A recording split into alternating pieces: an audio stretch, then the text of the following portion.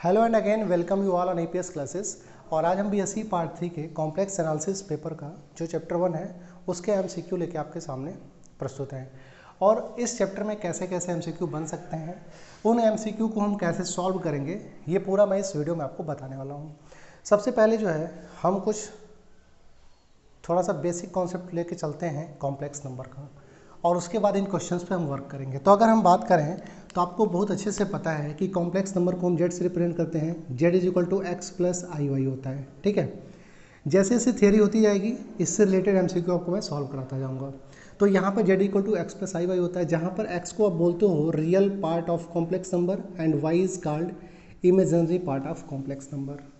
पहला क्वेश्चन और तीसरा क्वेश्चन, ये दोनों क्वेश्चन रियल और इमेजिनरी पार्ट से रिलेटेड है।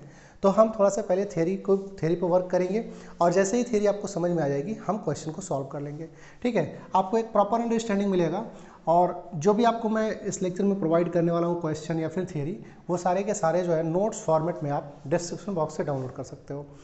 और बाकी अगर कोई दिक्कत होगी तो आप मुझे कमेंट बॉक्स में बताना, मैं उसको नेक्स्ट वीडियो में सॉल्व करूंगा। फिलहाल यहाँ पे जेड इक्वल टू होता है एक्स प्लस आई वाई, जहाँ पे x is real part and y is imaginary part. अगर मैं कॉन्जुगेट की बात करूँ तो z bar is equal to x minus i y, जहाँ पे x is real part, y is imaginary part. तो अगर जो है हमको रियल पार्ट निकालना मीन्स हमें एक्स की वैल्यू चाहिए, तो हम क्या करेंगे, जेड प्लस जेड बार अगर हम करते हैं तो हमें क्या मिलता है, x plus I Y plus x minus i Y. तो यहाँ से आपको मिल जाएगा 2 टाइम्स ऑफ एक्स, ये वैल्यू, ठीक है, ये वैल्यू और ये वैल्यू एक दूसरे से कैंसिल आउट हो जाएगी। आपको मिलेगा 2 टाइम्स ऑफ एक्स और यहाँ पे मिलेगा जेड प्लस जेड बार। अच्छा, ये जो आपको वैल्यू मिली है इसको आप क्या कर सकते हो, दो तरीके से लिख सकते हो। एक तो लिख सकते हो क्या, z plus z bar is equal to 2 times of जो एक्स है ना वो क्या है, रियल पार्ट ऑफ जेड है, तो रियल पार्ट ऑफ जेड लिख सकते हो, या सिर्फ आर जेड लिख सकते हो, या फिर आर ई जेड लिख सकते हो, ओके। और अगर हम यहाँ पे एक काम करें तो ऐसे लिख सकते हैं, z plus z bar is equal to, sorry यहाँ पे अगर मैं इस 2 को नीचे लेके आ जाऊँ तो आप लिख सकता हूँ रियल पार्ट ऑफ जेड। इतनी बातें समझ में आई। अब जरा क्वेश्चन पे आते हैं, ठीक है। अब यहाँ पे क्वेश्चन देखते हैं। तो पहला जो आपको क्वेश्चन दिया है, z equal to x plus I y is a complex number and z bar equal to x minus i y, जो कि कॉन्जुगेट है। तो आपको रियल पार्ट ऑफ जेड निकालना, मीन्स आपको एक्स की वैल्यू निकालनी है। तो यहाँ से देख रहे हो जो रियल पार्ट ऑफ जेड है वो Z plus z bar by 2 और real part of Z, means यहाँ पे जो आपका ऑप्शन ए है वो करेक्ट होने वाला है, ठीक है। आपका यहाँ पे ऑप्शन ए करेक्ट होने वाला है।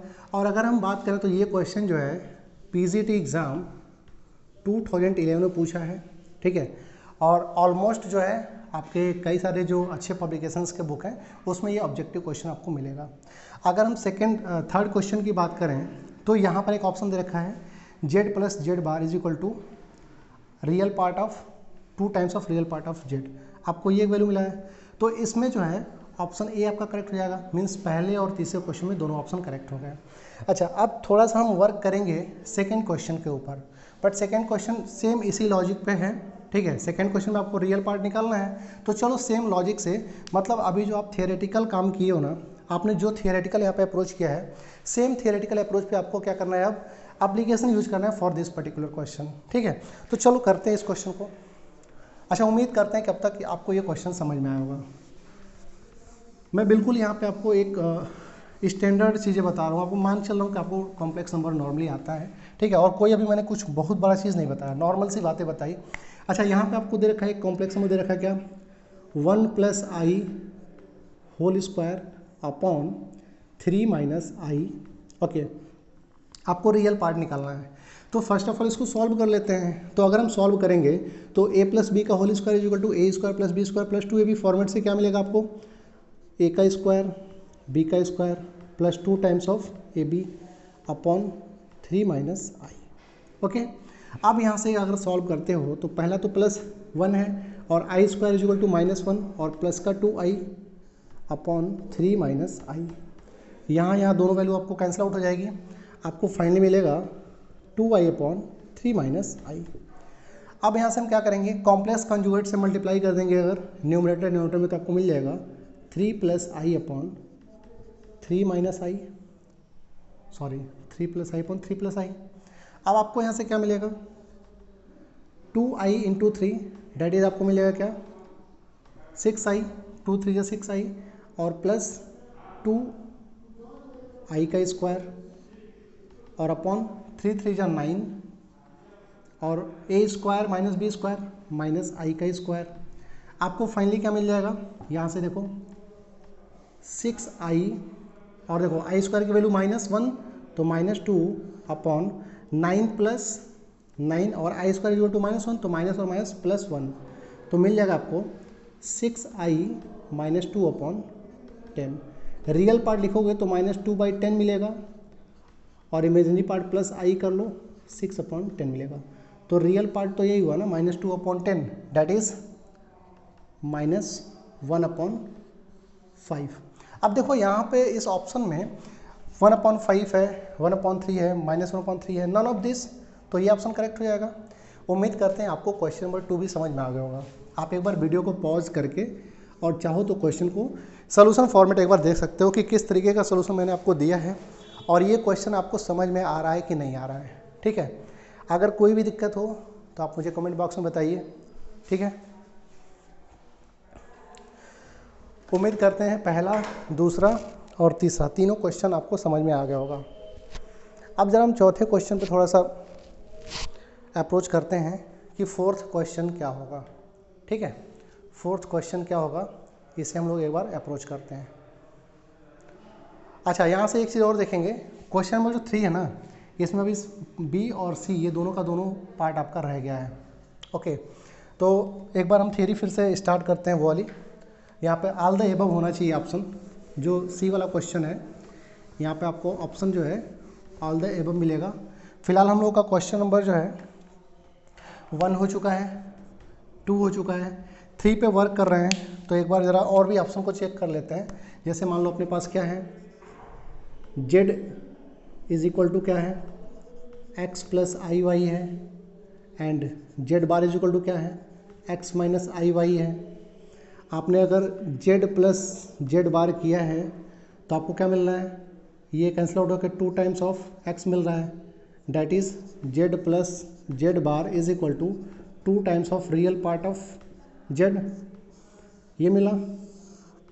अब अगर आपने z माइनस z बार कर रखा है तो देखो क्या मिलेगा, x प्लस आई वाई, ठीक है, और फिर माइनस x प्लस आई वाई, तो x से x कैंसिल हो जाएगा, 2 टाइम्स ऑफ आई वाई मिलेगा, that is 2 times of imaginary part of z मिलेगा, ये z माइनस z बार। मतलब यहाँ से ऑप्शन बी भी आपका करेक्ट होने वाला है, ऑप्शन बी भी करेक्ट होने वाला है।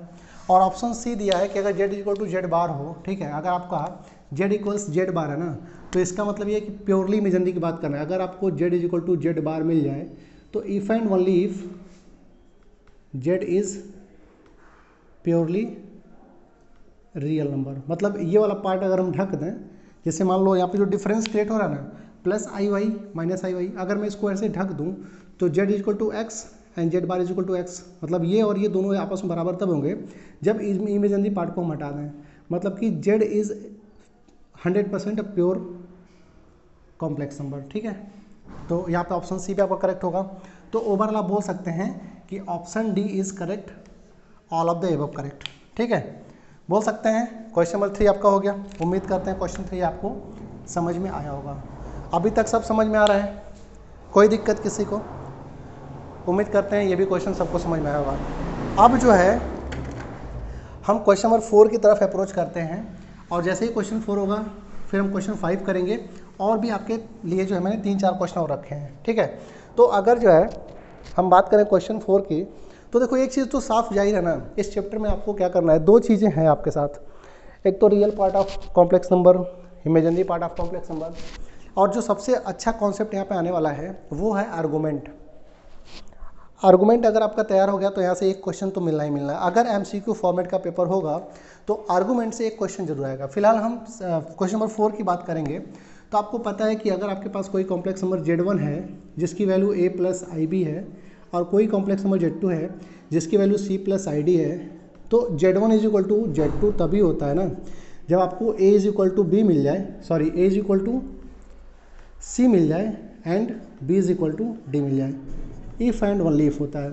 तो यहाँ से आपको ऑप्शन नंबर जो है सी करेक्ट मिल जाएगा। ठीक है, ऑप्शन सी यहाँ से हम लोग करेक्ट कर सकते हैं। देखो ये ऑप्शन सी क्या है, करेक्ट हो जाएगा। तो क्वेश्चन नंबर 4 भी हो गया। क्वेश्चन 5 पे आते हैं। क्वेश्चन 5 के पीछे एक सिंपल सा कॉन्सेप्ट है। देखो अगर आपको कॉम्प्लेक्स नंबर दिया हो ना, देखो अगर आपको कॉम्प्लेक्स नंबर दिया हो तो कॉम्प्लेक्स नंबर में सारे नंबर जो प्लेन पे बिखरे पड़े होते हैं। ठीक है, जैसे मान लो अर्जेंट प्लेन होता है, आपको पता है आपके पास अर्जेंट प्लेन होता है। ठीक है, तो कॉम्प्लेक्स नंबर जो है अर्जेंट प्लेन में बिखरे होते हैं, कॉम्प्लेक्स नंबर लाइन पर लिखते नहीं हैं। तो यहाँ पे नंबर जो है ना वो प्लेन में बिखरे पड़े होते हैं। ठीक है, और अगर प्लेन में बिखरे पड़े होंगे नंबर, कॉम्प्लेक्स नंबर प्लेन में होते हैं, और अगर कोई चीज़ें अगर प्लेन में बिखरी पड़ी हो तो हम ऑर्डर रिलेशन नहीं कर पाते। मतलब कि कॉम्प्लेक्स नंबर में greater than less than type की कोई भी चीज़ें नहीं होती हैं। तो यहाँ पे आपका जो ऑप्शन नन ऑफ दीज वाला होगा ये ऑप्शन करेक्ट हो जाएगा। तो उम्मीद करते हैं ये जो क्वेश्चन है पाँचों का पाँचों क्वेश्चन आपको समझ में आया होगा। अभी फ़िलहाल हमारे पास 5 क्वेश्चन और हैं आपके लिए जो कि काफ़ी मज़ेदार होने वाला है। ठीक है, और उन क्वेश्चंस में आपको एक नया कॉन्सेप्ट दिखेगा जिसमें हम आर्गूमेंट की बात करेंगे। इस पूरे चैप्टर में सबसे जो इम्पोर्टेंट चीज़ है चैप्टर 1 में वो है आर्गूमेंट ऑफ कॉम्प्लेक्स नंबर। ठीक है, किसी भी कॉम्प्लेक्स नंबर का आर्गूमेंट क्या होता है। अच्छा, आर्गूमेंट को हम कभी कभी एम्पलीट्यूड बोलते हैं। ठीक है, अच्छा वैसे जितने भी क्वेश्चन मैं आपको बोर्ड पे कराने वाला हूँ सारे क्वेश्चन का डिस्क्रिप्टिव फॉर्म में नोट्स जो है वो डिस्क्रिप्शन बॉक्स में अवेलेबल है। आप नोट्स डाउनलोड करके और वहाँ से भी देख सकते हैं, और वीडियो को आप अगर पूरे आराम से देखेंगे विथ पैशंस तो आपको जो है सारी चीज़ों की एक प्रॉपर अंडरस्टैंडिंग मिल जाएगी। फिलहाल थोड़ा सा हम वर्क करेंगे, उसके बाद हम कुछ क्वेश्चन और सॉल्व करेंगे। तो अगर हम बात करें तो आपके पास z इज इक्वल टू क्या है, एक कॉम्प्लेक्स नंबर है x प्लस आई वाई। अच्छा, x को आप लिखते हो क्या r cos थीटा, और y को लिख सकते हो r sin थीटा। ठीक है, अगर आपको z ऐसे लिखना हो तो आप लिखेंगे r cos theta plus i sin theta. अच्छा, यहाँ पे आपको पता है ये r यहाँ पे छूट रहा है प्लस r i, यहाँ पे लिख सकते हो z, r को कॉमन कर लो cos theta plus i sin theta लिख सकते हो। z is equal to r तो हो गया, and cos theta plus i sin theta is nothing but e to the power i theta. इतनी वैल्यू आपको मिल गई। ये जो कॉम्प्लेक्स नंबर है ये कॉम्प्लेक्स नंबर का कार्टेशियन फॉर्म है, और ये जो है पोलर, मतलब ये जो है r और थीटा यहाँ पे पोलर कोऑर्डिनेट है। एक्स वाई मतलब आपके कार्टेशियन फॉर्मेट में है कोऑर्डिनेट, और r थीटा पोलर कोऑर्डिनेट है। यहाँ पे जो थीटा है ना, theta is called argument of z या फिर एम्पलीट्यूड ऑफ z। अच्छा, थीटा को लिखते कैसे हैं, थीटा इज इक्वल टू होता है tan inverse y by x. ये हो गई आपकी थियरी। ठीक है, अभी एक क्वेश्चन आपको हम लिख के बताते हैं, काफ़ी अच्छा सा क्वेश्चन है और उम्मीद करते हैं कि वो क्वेश्चन आपको समझ में आएगा। ठीक है, क्वेश्चन एक दे रखा है कि which of the following option is correct. एक क्वेश्चन जो है मैंने कंस्ट्रक्ट किया है, खुद बनाया है कि which of the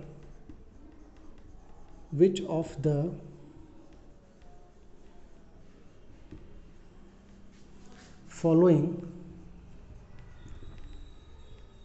option is correct. ठीक है, which of the following option is correct if z1 and z2 are two complex number. If z1 and z2 are two complex number. पहला जो आपका ऑप्शन है वो दे रखा है argument of z1 into z2 is equal to argument of z1 plus argument of z2।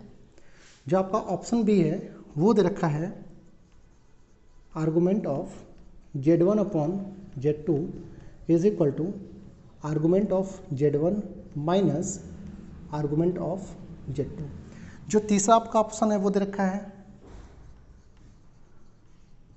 Argument of z plus argument of z bar is equal to 2n pi, और चौथा ऑप्शन है ऑल द अबव। ठीक है, question को बड़े ध्यान से देखिए, क्वेश्चन को बड़े ध्यान से देखिए, और काफ़ी अच्छा ये क्वेश्चन होने वाला है। ये क्वेश्चन जो है काफ़ी अच्छा होने वाला है, आपको समझ में भी आएगा और काफ़ी आपको इंटरेस्टिंग क्वेश्चन लगेगा ये। एक बार क्वेश्चन को आप रीड करिए, क्योंकि इस क्वेश्चन को पढ़ने के लिए जो है आपको थोड़ा सा ये बेसिक पता होना चाहिए जो मैंने आपको बता रखा है। ये वाला जो मैंने आपको बेसिक बताया आपको पता होना चाहिए। तो चलिए इसके बाद हम स्टार्ट करते हैं आगे की चीज़ें।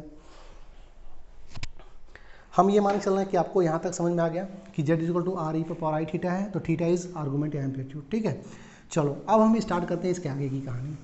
जो पहली प्रॉपर्टी दे रखी, जो मतलब जो पहला ऑप्शन है, जो दूसरा ऑप्शन, जो तीसरा ऑप्शन है, उसके बारे में बात करेंगे। तो हम जो है यहाँ पे छोटी सी एक बात लिख के चलते हैं ऑलरेडी, जो है कि z इज इक्वल टू होता है आर ई का पावर आई थीटा, जहाँ पे थीटा क्या है, आर्गूमेंट ऑफ z है। यहाँ पे दिया है argument of z1 into z2 is equal to something. ठीक है, तो हमने क्या किया, मान लिया कि z1 को एक नंबर है, let z1 and z2 are two complex number.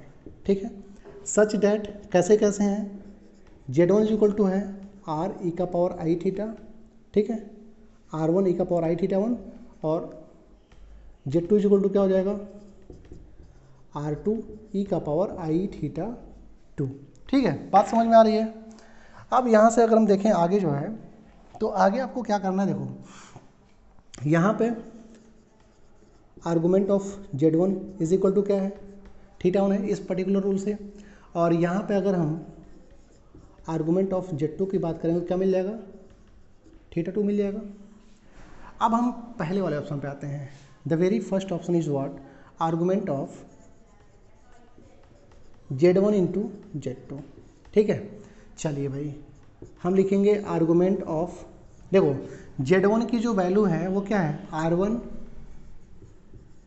E to the power I theta 1, और z2 की जो वैल्यू वो क्या है, r2 ई का पावर आई थीटा 2। समझ में आ रही बात।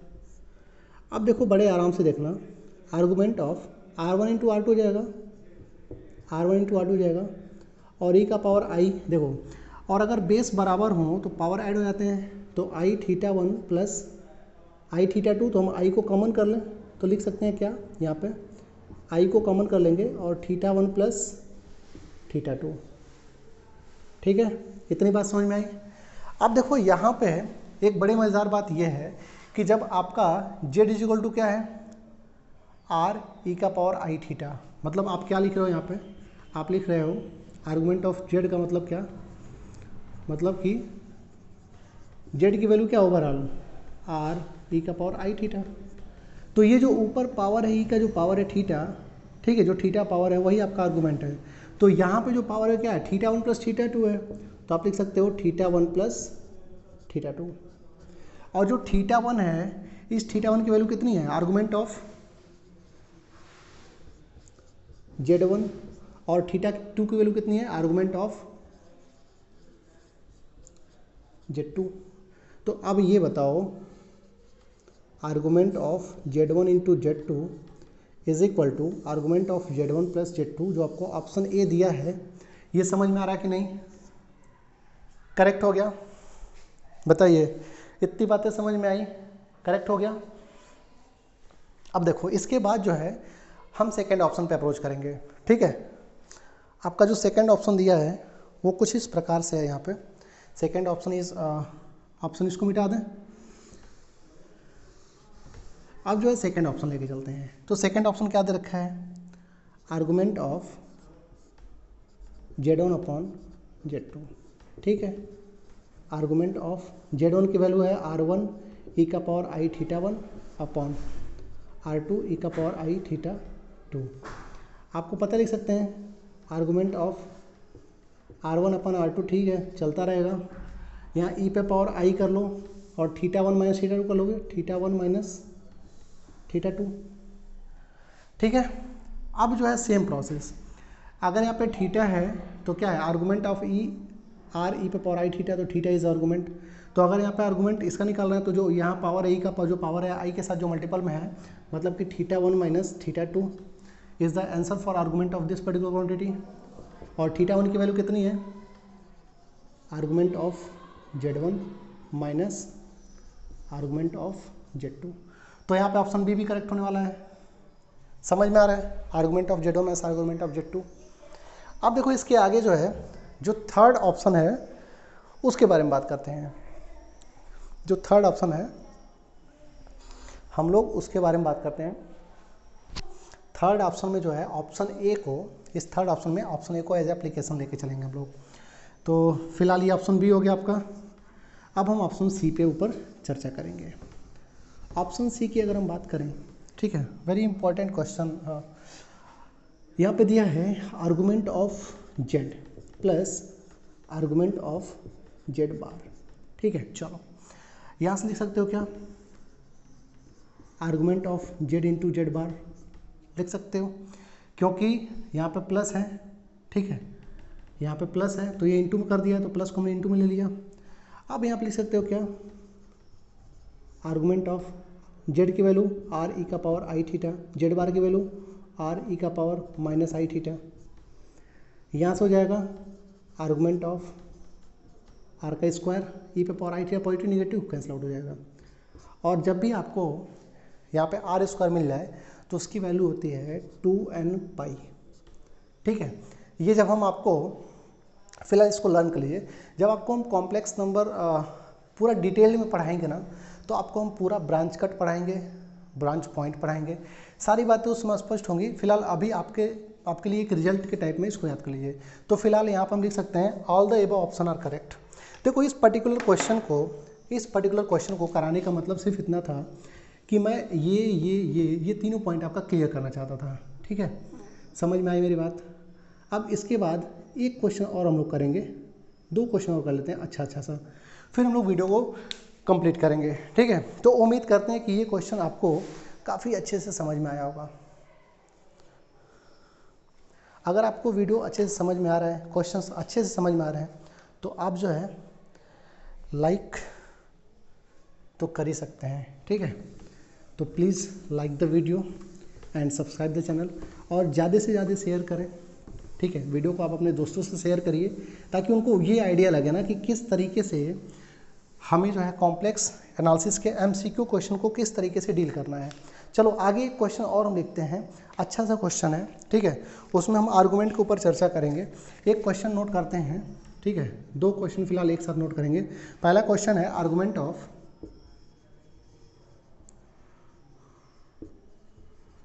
Of 1 minus I is, 1 minus I का आर्गूमेंट क्या होगा, ऑप्शन ए और ऑप्शन बी और ऑप्शन सी और ऑप्शन डी। आपके सामने क्या क्या दे रखा है, π/4।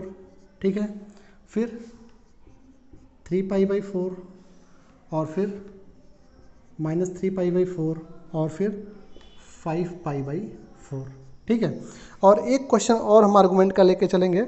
ये आपके लिए होमवर्क है, आप जब नोट्स डाउनलोड करेंगे ना, तो नोट्स में आपको ये क्वेश्चन दिया है।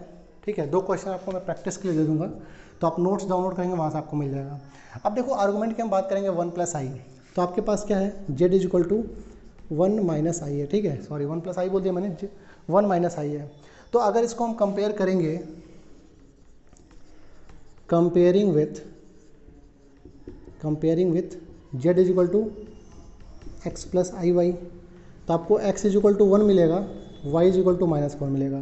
अब आपको पता है theta = argument means theta = tan inverse y/x, तो मिलेगा tan inverse -1/1, that is theta = tan inverse -1 की वैल्यू होती है tan 135 डिग्री, तो tan इनवर्स tan 135 डिग्री। आप लिख सकते हो tan इनवर्स tan 3π/4। आपको फाइनली आप मिल जाएगा थीटा = 3π/4। तो आपका ऑप्शन नंबर बी यहाँ पे करेक्ट होने वाला है। ठीक है, आपका यहाँ पे ऑप्शन बी जो है करेक्ट होने वाला है। उम्मीद करते हैं ये क्वेश्चन आपको समझ में आया होगा। अब तक टोटल हमने 7 क्वेश्चन आपके साथ डिस्कस कर लिया, और हम उम्मीद करते हैं कि आपको ये सारे क्वेश्चन समझ में आए होंगे। ठीक है, एक क्वेश्चन और डिस्कस करते हैं, एक छोटा सा क्वेश्चन और हम डिस्कस करते हैं इस पर्टिकुलर चैप्टर से कि पोलर फॉर्म आपको बताना है। ठीक है, एक क्वेश्चन और डिस्कस करेंगे और डिस्क्रिप्शन बॉक्स में नोट्स अवेलेबल रहेगा, नोट्स को डाउनलोड करके और वहाँ से आप बाकी जो रेस्ट क्वेश्चन है उसको सॉल्व करेंगे।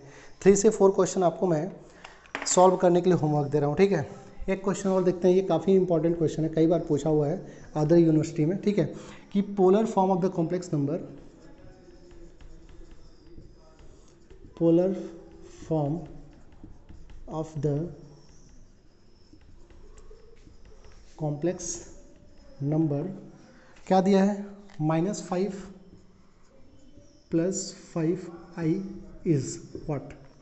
आपका यहाँ पे ऑप्शन जो दे रखा है, ऑप्शन ए आपको दे रखा है 5√2 और e पे पावर i π/4। जो ऑप्शन बी दे रखा है वो दे रखा है 5√2 e का पावर i 3π/4। ठीक है, -3π/4 and option C is equal to 5√2 e का पावर i 3π/4 और ऑप्शन डी आपको दे रखा है 5√2 e का पावर i 5π/4। आपको ये ऑप्शन दे रखे हैं। ठीक है, आपका ये क्वेश्चन है, प्यारा सा क्वेश्चन है, बड़ा सिंपल सा क्वेश्चन है भाई। अब देखो, अगर इसको सॉल्व करना है तो आपको क्वेश्चन दे रखा है 5 माइनस में और प्लस में 5i है। आप यहाँ से 5 को कॉमन कर लो तो -1 प्लस का i मिल जाएगा। अगर आपने 5 ले लिया और यहाँ पे रूट में 2 कर लिया, क्योंकि देखो फॉर्मेट यही है √2 तो √2 को कॉमन कर लेना है तो 1/√2 मिलेगा। ठीक है, माइनस का और प्लस का i 1/√2 मिलेगा। ठीक है, इतनी बातें समझ में आई। अब आपको ये बताना है कि ये जो पहली जो क्वांटिटी है ये cos थीटा होता है, सेकंड क्वांटिटी sin थीटा होता है। तो cos थीटा में कितने, cos थीटा की वैल्यू कब हम ऐसा लें कि हमको -1/√2 मिले। तो आपको पता है ना, आप ये पढ़ के आ रहे हो ASTC, first quadrant, second quadrant, third quadrant, fourth quadrant. आपको पता है ना, जब देखो फर्स्ट क्वाड्रेंट में तो सभी पॉजिटिव होंगे, सेकंड क्वाड्रेंट में साइन, थर्ड क्वाड्रेंट में tan cot और फोर्थ में cos और sec पॉजिटिव होंगे। तो यहाँ से अगर हम बात करें तो लिख सकते हैं 5√2 और देखो अगर हम cos 135 डिग्री ले लें प्लस i sin 135 डिग्री, तो देखो बेसिकली cos 135 डिग्री क्या होता है, cos 135 डिग्री का मतलब होता है cos 90 + 45। ठीक है, 90 + 45 तो cos जो है मतलब सेकेंड क्वाड्रेंट में आ गया, 90 से अधिक हो गया ना तो हो जाएगा माइनस में, और cos की हो जाएगी क्या, sin 45 मतलब कि -1/√2। ठीक है, ऐसे ही क्लास 10th में हम लोग किया करते थे, आप लोगों को अगर याद होगा तो क्लास 10th में ऐसे हम लोग किया करते थे। तो अब जो है यहाँ से हम क्या लिख सकते हैं, 5√2 और cos को लिख सकते हैं क्या हम, cos 3π/4 प्लस i sin 3π/4। ठीक है, तो ओवरऑल जो है ये e टू दी पावर यहाँ पे लिख सकते हैं 5√2 e का पावर i 3π/4 और ये आपका करेक्ट आंसर हो जाएगा। ठीक है, उम्मीद करते हैं ये क्वेश्चन आपको समझ में आया होगा। अभी आप क्या करेंगे, नोट्स को डाउनलोड करेंगे और नोट्स को डाउनलोड करके बाकी के क्वेश्चन को सॉल्व करेंगे। तो फिलहाल जो है एक क्वेश्चन मैं आपके सामने और छोटा सा लिख देता हूँ, आप उसकी वैल्यू जो है फाइंड आउट करिएगा, आपको क्या वैल्यू मिलती है। एक छोटा सा क्वेश्चन डिस्कस कर लेते हैं, एक छोटा सा क्वेश्चन, और ये क्वेश्चन भी कई बार कॉम्पिटिटिव एग्जाम में पूछा है भाई। एक छोटा सा क्वेश्चन और भी है, ये कॉम्पिटिटिव एग्जाम में कई बार पूछा हुआ है, तो देख लेते हैं इसको भी। चलो एक क्वेश्चन और करते हैं, अच्छा सा क्वेश्चन है कि the value of, question is what, the value of mod of e का power x plus I y is, इसकी वैल्यू क्या होगी, option A, option B, option C, option D. अगर इसको हम सॉल्व करें तो e का पावर x पहला वैल्यू है दूसरा वैल्यू ई का पावर मॉड ऑफ एक्स, और तीसरा वैल्यू है ई का power under root x square plus y square, और चौथा ऑप्शन है ई का power mod of x plus mod of y. देखो कैसे इसको सॉल्व करते हैं, ठीक है। सॉल्व करने का प्रोसेस क्या है ये आपको समझना है। देखो इस पूरे वीडियो में मैं ज़्यादातर कोशिश किया हूँ कि आपके कॉन्सेप्ट पे फोकस किया जाए। अगर आपका कॉन्सेप्ट क्लियर है तो आप सारी चीज़ें बहुत अच्छे से डील कर ले जाएंगे। तो चलो फिलहाल जो है इस क्वेश्चन को कैसे हम लोग सॉल्व करेंगे ये देखते हैं। आपको दिया है E to the power mod of x plus I Y, ठीक है। तो आप लिख सकते हो, देखो यहाँ पे ई के power mod of x plus I y है, तो आप जो है सॉरी मॉड यहाँ नहीं है भाई, मॉड यहाँ है, ओके। तो ई का पावर एक्स इंटू ई का पावर आई वाई कर सकते हैं। इसको लिख सकते हैं ई का पावर एक्स इंटू ई का पावर आई वाई। ई का पावर एक्स की वैल्यू ई का पावर एक्स जाएगा प्लस, देखो ये मॉड में है और ई का पावर आई वाई, तो ई पे पावर अगर आई थीटा होता है, वेन एवर यू हैव ई का पावर आई थीटा, देन क्या लिखते हैं कॉस थीटा प्लस आई साइन थीटा। तो आप यहाँ पे क्या लिखेंगे कॉस वाई प्लस आई साइन वाई, इतनी बातें लिखेंगे।